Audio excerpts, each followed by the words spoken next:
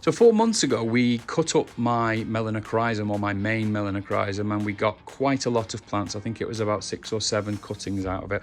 Now, I've given a lot of them away, but I've got a couple here that I want to now pot up to their final forever home. So let's have a look at how we go about transplanting these Melanochrysum cuttings into a full pot.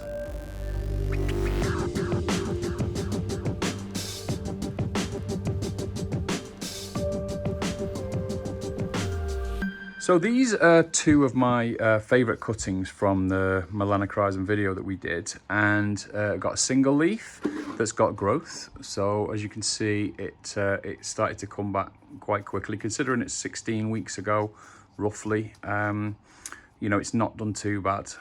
It's rooted well, which we'll look at in a minute, and we've got the first growth coming through. And this one, which was the top cutting, has rooted well, as again I'll show you in a moment, but it's also got some very, very strong growth on here. And the mother plant, as you can see, has got its second leaf coming through since the chop. So the mother plant will probably be back up to full size as it was before the chop, probably around summertime, something like that. And it's now February, so that, you know, it'll definitely be back to where it was. Now, I did have a lot more than this. I've given 2 away as giveaways on my Instagram, or via friends on Instagram. And I've got one that I decided I'd like to try it from a wet stick. So the leaf wasn't looking particularly brilliant, so I just chopped it back to a wet stick so I could try. I've never done a Melanochrysum from a wet stick. So let's just take a look at the roots first of all before we move into doing anything with these. So we'll just take the first one and we'll just tip it out, because I want to reuse the soil here. I'm going to just pot it with the same soil, so we'll just tip it out. In fact, a good thing to do would be tip it into the pot that this came in. So tip it all in. And as you can see, a little bit of lacquer at the bottom to help the drainage at the bottom, and then it's just a chunky mix. So it's just perlite, potting mix, a little bit of worm castings, I think, in there, I'm not sure, and a little bit of bark as well. So there's the roots. Very hard to see because they are all covered in moss. So I grew these, if you remember from the other video, I grew them all in sphagnum. So there's lots of sphagnum still attached to it, but the roots are underneath all of that, all look quite white. There's no smell of damp or root rot. And they've got quite, it's not an extensive system, but it's quite well established, and it's got multiple branches. So I'll remove as much of that sphagnum as I can for now. So that one, that's how far that one got. So it's probably got about a 5-inch root, main root, and then lots of side branches. So quite happy with that one. So we'll just leave that on one side for a minute, and we're going to use that soil because I've got no problems with that mix at all. So let's have a look at this one. Some water standing in there because I've just watered them, so get rid of that. I will just drain. It's got one of my usual so this is how I generally do my self-watering plants, so with a little bit of microfiber mesh at the bottom, but which we'll talk about when we repot it. So let's have a look at these roots. These feel stronger already. They're a much bigger clump, and hopefully, as you can see, we've got lots of white roots already. Before I repot, I always do water, so you can see that there's you know, these are damp because of the watering, not from long term. And you can tell that because if you look, there's plenty of white roots in there and no smell of rot at all. So all looking quite strong. That one's strong. All the multiple branches are strong and actually very, very long. So we're talking about 10 inches on this one with multiple side roots. So we know that that one's well established, and it shows in the health. It's got the healthy new growth coming out. So more than happy with that. So that's the second one. We don't need to clean it off any more than that because it's going back into this same mix. Now, what I'll do is I'll just grab another pot and I'll talk you through what I'm going to do with that new pot. Okay, so I'm going to repot it in something a little bit bigger. So this is my outer pot, or my catch pot, catch pole. I'm going to use this for a support. So it's not a moss pole, it's a coir pole. So it doesn't need this. This is one that I won't be dampening.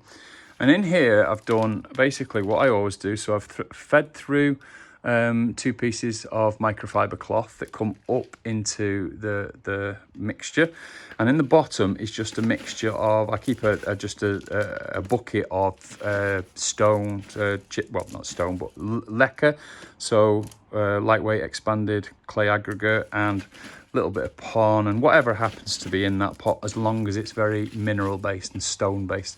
So that's to make sure that stuff definitely drains through the bottom of here.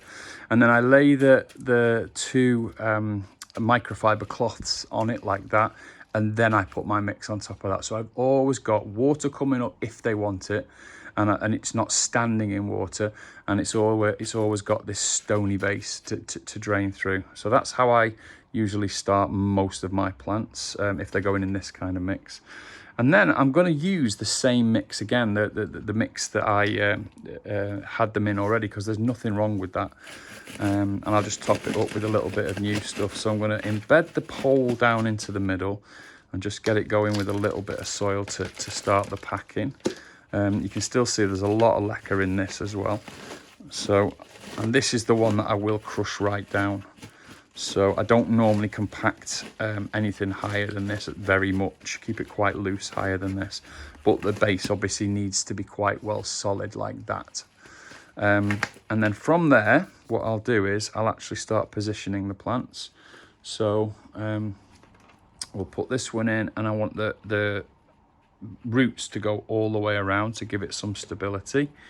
So I'm going to wrap it all the way around the back, and that one's going to go about there, something like that. So from now I can start pouring in some of that soil and pack it in at this side. Nothing like I was doing before, so not pressing it down hard like I was before, like so. So that will be okay there. I know it's fallen down, but that's fine, it's positioned okay. A little bit more soil on this side.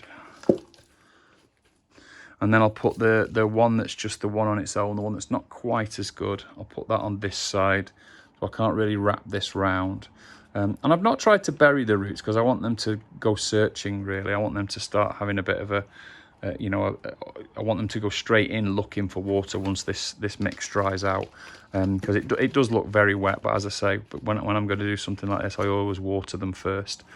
So I'll make sure they've had a good, like 24 hours with some moisture. And you won't get root rot like that. So pack it in, oh sorry, not pack it in, but just make sure it's in and firm, but not absolutely stamped down or tamped down. And then fill it back up or fill it right up to the top now, on both sides. And then what we'll do is we're actually going to use some ties to tie this in. So come this side now. I think we're nearly there. Get rid of the lacquer from the top and the large pieces of bark maybe. In fact, I don't even need any more soil. I thought I might need more to fill this up, but it looks like it's going to be okay, which is good. So once I've got it like that, we'll take some of this, which is trusty Velcro. So just cut a piece of that off, not too long. Whoops, won't cut. And we'll take another one ready for when it grows a little bit higher.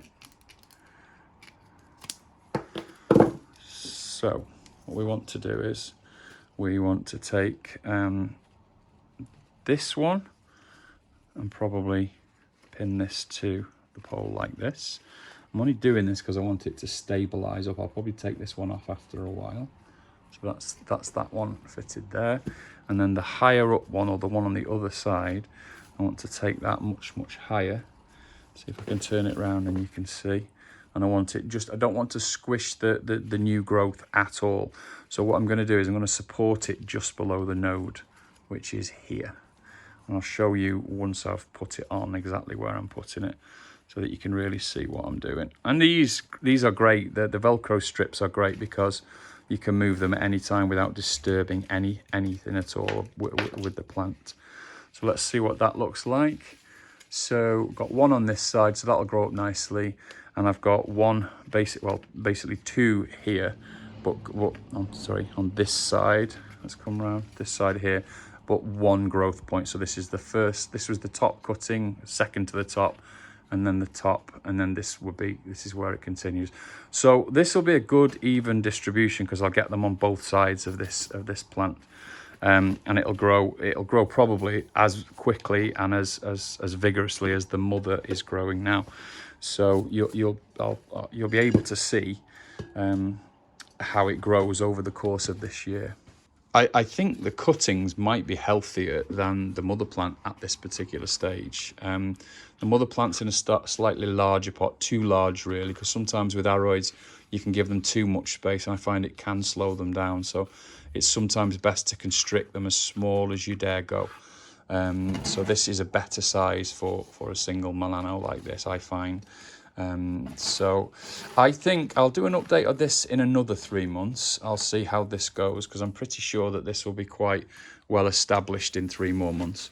But the thing about Melanochrysums is keep them fairly dry, and the base needs to be very loose. So the mother's not been watered today, and as you can see, it's just loose, completely loose like this. But if you dig right down, you'll find right down about a full finger length down, there's a little bit of moisture left. So I'll be ready to think about watering this one now. Whereas this one is as damp as it ever gets. I would never let it get any wetter than this. And again, the only reason I've wet it like this is because I knew I was going to repot today. So that's where we're at today, and let's have a look at how we get on in another 3 or 4 months. I hope you're enjoying these update videos, and if you are, please give it a thumbs up and share it with your friends. Anyone who likes plants might like this kind of content.